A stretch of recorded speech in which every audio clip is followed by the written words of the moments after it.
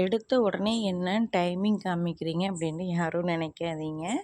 3:30 மணிக்கு கரெக்டாக எந்திரிச்சிருக்கோம். எதுக்காக 3:30 மணிக்கு எந்திரிச்சுக்குன்னா, என்னோட 2வது பொண்ணு 10th பப்ளிக் எக்ஸாம் எழுத போகிறாங்க. First exam Tamil exam. 3 மணிக்கே எனக்கு அலாரம் வச்சு என்னை எழுப்பி விட்ருங்கம்மா, தூங்கிடாதீங்க அப்படின்னு சொன்னால், நான் 3 மணிக்கே எப்படி வந்து அலாரம் வச்சு எந்திரிக்கிறது, கொஞ்சம் ஒரு அரை மணி நேரம் எக்ஸ்ட்ரா தூங்கட்டும் அப்படின்னு சொல்லிட்டு 3:30 மணிக்கு அலாரம் வச்சு பாப்பாவை எழுப்பிவிட்டாங்க. சரி வாசல் போய் கூட்டலான்னு பார்த்தா தெருவே ரொம்ப இருட்டாக இருந்துச்சு. கீழே இறங்கி வாசல் கூட்டுறதுக்கு ரொம்ப பயமாக இருந்துச்சு. ஒரு 4 மணிக்கு போல் நம்ம வாசல் கூட்டலாம் அப்படின்னு சொல்லிட்டு அரை மணி நேரம் பாப்பாவோட சேர்ந்து நானும் உட்காந்துக்கிட்டு இருந்தேன். என்னுடைய மார்னிங் ரொட்டீன் தாங்க நீங்கள் பார்க்க போகிறீங்க. அதில் ஒரு 5 விஷயத்த உங்ககிட்ட நான் ஷேர் பண்ணிக்க ஆசைப்பட்றேன். என்ன 5 விஷயம்னா, நான் கல்யாணத்துக்கு முன்னாடி எப்படி இருந்தேன், கல்யாணம் முடிஞ்சதுக்கப்புறமும் நான் எப்படி இருக்கேன். ஒரு 5 விஷயத்தினால நான் மாற்றிக்க நினைக்கிற 5 விஷயத்த வந்து உங்கள்கிட்ட ஷேர் பண்ணிக்க ஆசைப்பட்றேன். என்னுடைய சேனல் லோகேஷ் விலாக் சேனல்.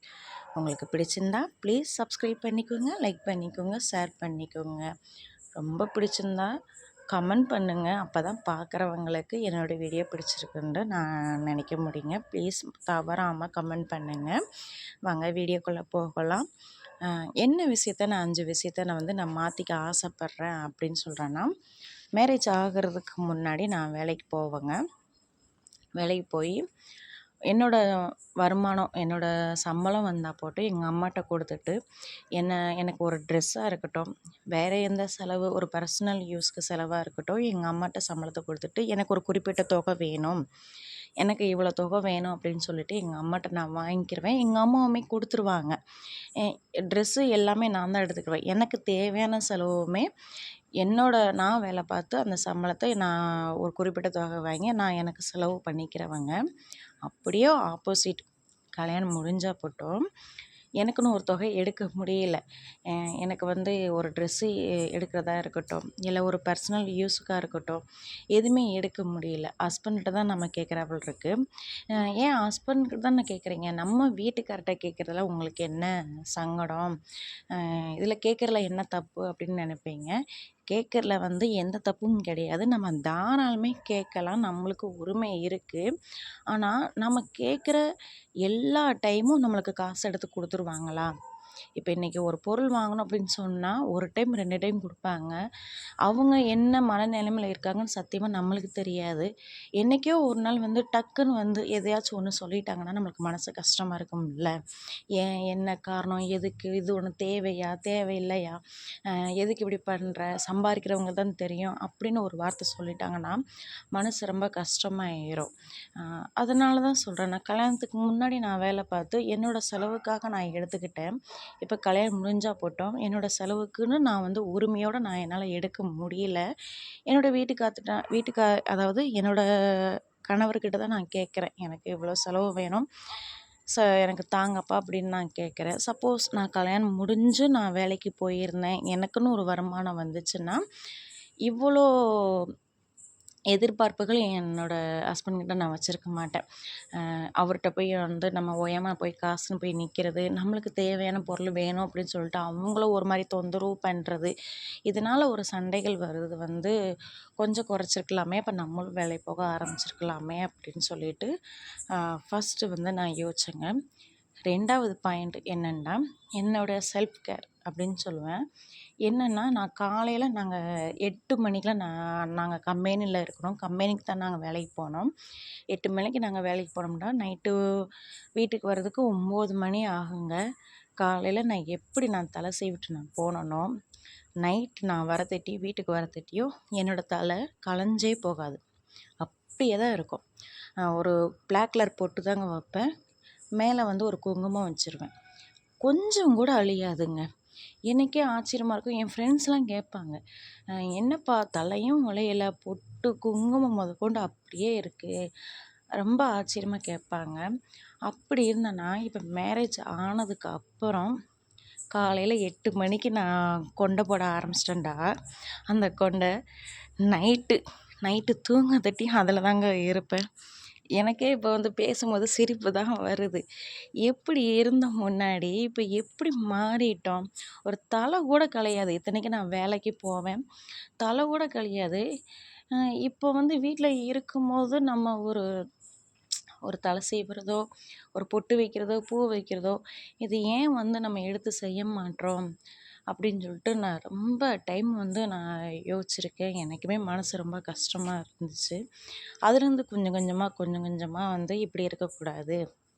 நம்மள நம்மே மாத்திக்கிறணும் அப்படின்னு சொல்லிட்டு, கொஞ்சம் கொஞ்சமா என்னைய நானே மாத்திக்கிட்டு வரேங்க. 3வது பாயிண்ட் என்னன்னா, மேரேஜ் ஆகறதுக்கு முன்னாடி நான் ஒன்லி சுடிதார் மட்டும் தாங்க போடுவேன். ஓப்பன் டாப் தான் போடுவேன். இந்த பாவாடை சட்டை, ஆஃப் சாரி எதுவுமே நான் கட்டிட்டு போக மாட்டேங்க. ஆனால் கல்யாணம் முடிஞ்சதுக்கு அப்புறம் ஒன்லி சேலை மட்டும்தான். சேலையே தான் கட்டிக்கிட்டு இருப்பேன். நீங்கள் சொல்லலாம், சேலை கட்டுறதுல என்ன தப்பு இருக்குது? அது கட்டலாமே அப்படின்னு. சேலை கட்டுறதுல எந்த தப்பும் இல்லைங்க. ஆனால் வந்து நாங்கள் ஒரு வீடியோவில் சொல்லியிருப்போம். நாங்கள் சென்னையில் தான் இருந்தோம். சொந்த ஊருக்கு வந்து இப்போ தான் 2 வருஷம் ஆகுது.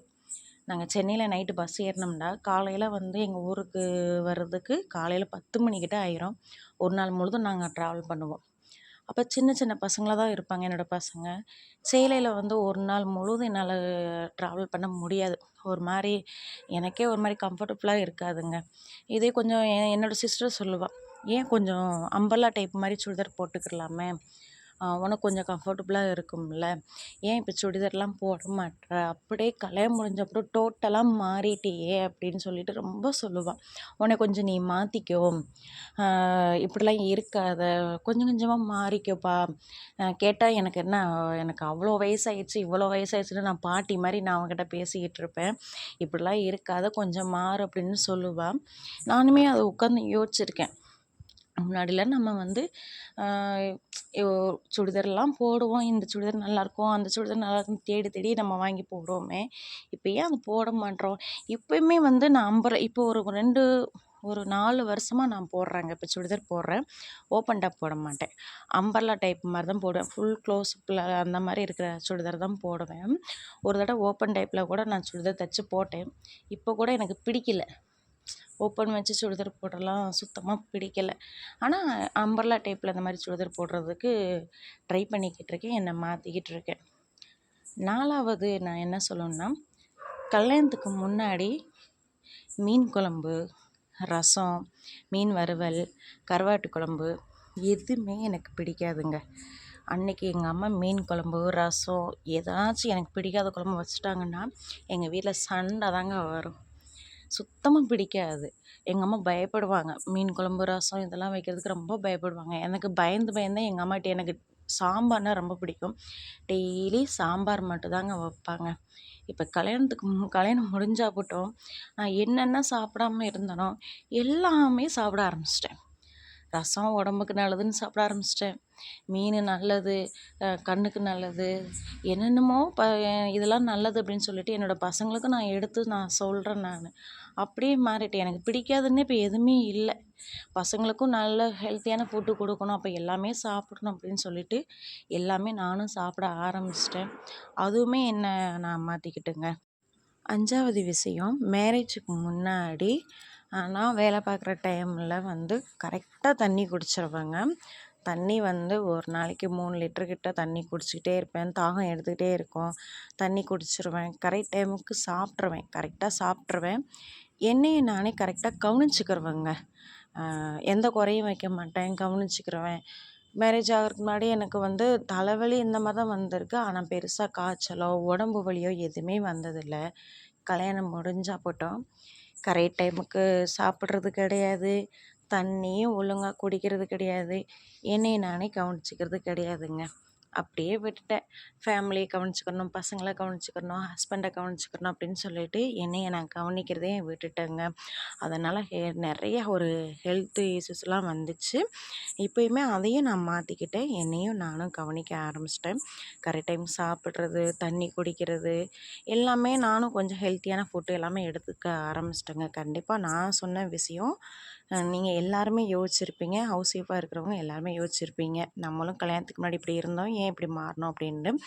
கண்டிப்பாக நீங்கள் எதையுமே நீங்கள் மாற்றிக்கிறாதீங்க. மேரேஜ் ஆகிறதுக்கு முன்னாடி நீங்கள் எப்படி இருந்தீங்களோ அதே மாதிரி நீங்கள் இப்பயும் நீங்கள் இப்படியே இருங்க.